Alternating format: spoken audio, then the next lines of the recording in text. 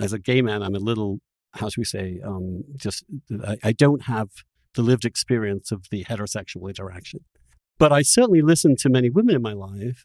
And, for example, my sister has told me that she was grabbed, leered at all the time in ways that I would never have seen or noticed because I'm not looking for that.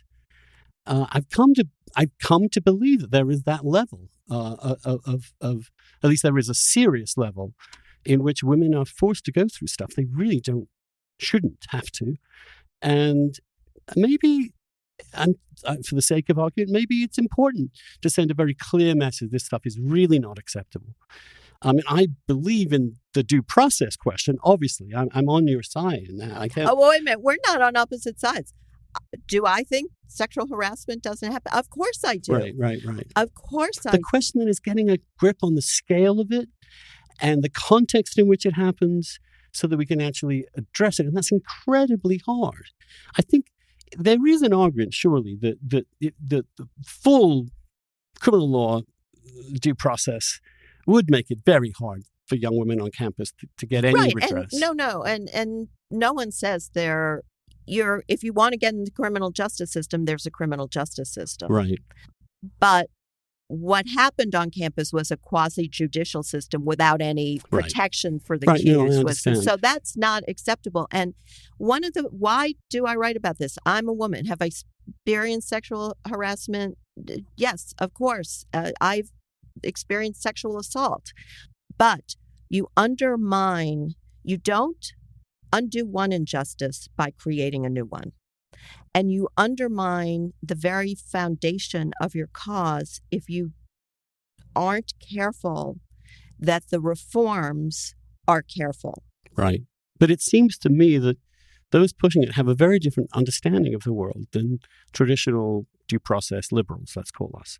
They don't really believe that due process is necessary. They think due process is a way in which the powerful can screw over the powerless. They see the United States, indeed the entire West, as a patriarchal system in which if you go by liberal rules, women will always win.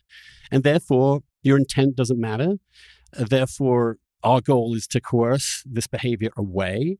Therefore, we'll be as draconian as we want. And because we don't have a conception of due process, who gives a damn if these boys are put through the ringer? But we do have a conception of due process. We do actually have, again, if you're at a state school, you have the constitutional right to due process. And what's been to me, the Democratic Party, writ large across the board, should be a due process party. But they literally during these years on this disparaged the concept of due process. And this is across the range of, and some Republicans too. It's not like Republicans didn't come forward and defend Betsy DeVos's new fairer, you have to say, regulations. They're like, almost no one on the Republican side got into this issue.